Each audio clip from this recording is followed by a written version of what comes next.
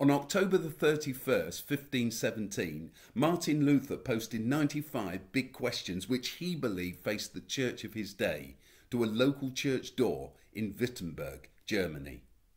Exactly 500 years later, I decided to post 95 new questions, one a week for 95 weeks, to the web. Questions which I believe the church must face in the 21st century. This is Chalk Talk question 38. The cross and the pain of loss. My God, why have you forsaken me? That was the extraordinary cry of Jesus as he hung dying on the cross. It's recorded in Matthew's account of events, and it helps us to get right to the heart of what was really going on that hillside just outside the city of Jerusalem as Jesus was crucified.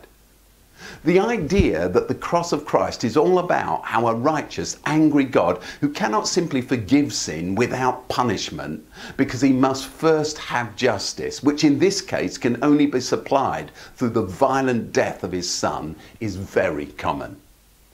And this view also believes, as the lyrics of the song sung in some churches announces, that at that moment the Father turns his face away, because it's believed that God just could not bear to look at Jesus as he was punished for our sin.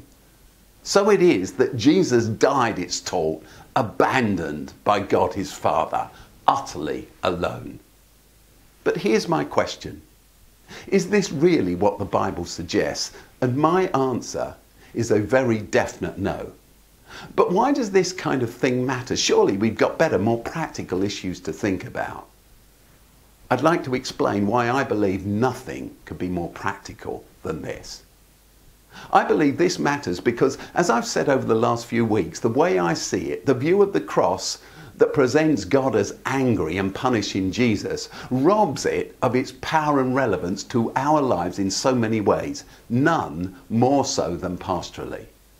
I once spoke on a weekend for a church youth group where, without doubt, the award for the most endearing character present would have gone to Jason. He was the life and soul of the whole party, a 16-year-old, an all-round great kid who was loved by everyone. But tragically, just 7 days later, Jason lay dead, killed instantly when the moped he was riding was in collision with a double-decker bus. Several weeks after the funeral, Jason's family phoned me. His parents had asked whether I would visit them. I'll never forget the conversation that we had together. We sat in almost complete silence for some time before they spoke, but when they did, they couldn't stop. It was as though all the pressure of the last weeks was suddenly released and their raw emotion poured out into the room. Why had God let them down?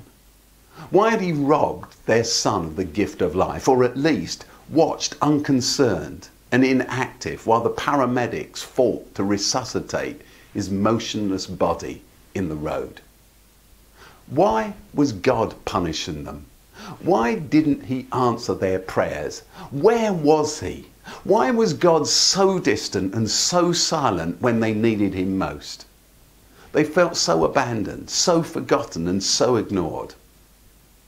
As the pain of Jason's mother and father's searing questions drilled into my skull, I suddenly realized that they were utterly reminiscent of Jesus' cry of anguish from his cross. My God, why have you deserted me? Why am I abandoned? As a child, I'd been taught the story that God deliberately turned his back on Jesus as he hung on the cross. God, I was informed, did this because the sight of Jesus as he took onto himself the punishment for the world's mess and failure was an affront to God's moral purity. Indeed, as a young adult, I confess that knowing no better, I often passed on that same understanding to others.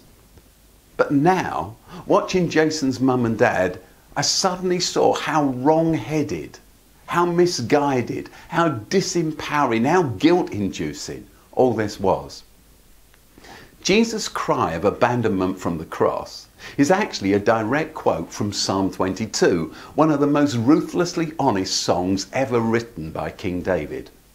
More than this, the emotion behind it has been echoed constantly, not just by Jason's mum and dad, but by countless millions of people through the centuries as they've suffered bereavement, depression, redundancy, divorce, rejection, oppression, disease, abuse, poverty, starvation, violence. If God is really love, where is he? Why has he deserted me?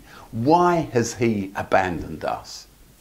As he suffered, Jesus experienced exactly what so many of us are overcome by in these life's darkest and hardest moments. The feeling of being alone, abandoned by God, of perhaps even doubting God's very existence. But here comes the twist.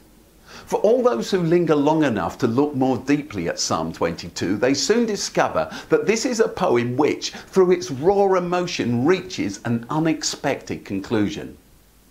Though in the agony of his physical and spiritual pain, Jesus never gets further than the first line, this psalm, as he knew very well in verse 24 towards its climax, eventually proclaims of God, I will declare his name to my people, for he has not despised or scorned the suffering of the afflicted one.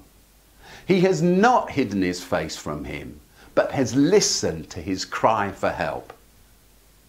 When we're caught in the teeth of suffering, our prayers often feel so futile. Our fight, it seems, is not just against the odds, but against the silence or the indifference of God himself.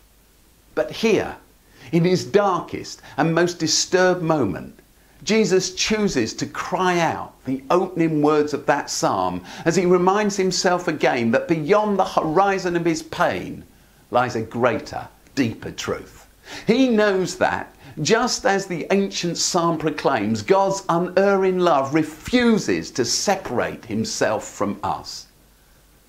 And it's this always present sense of hope drawn from the fact that God is not absent in our struggle that Jesus clings to as he echoes those ancient words originally penned by King David.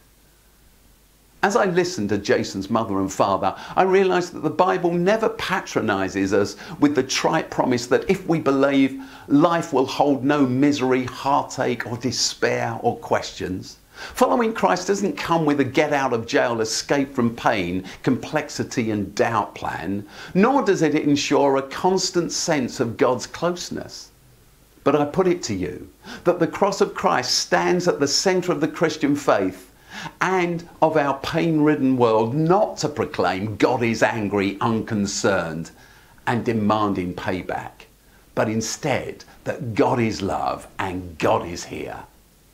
Jesus' unflinching cry for help from the cross shows us that even in those moments when the depth of our struggles or sufferings may cause us to believe that God has abandoned us, in reality, he's always right there with us in our suffering. What do you think? You can find more of my 95 questions at openchurch.network/chalktalk.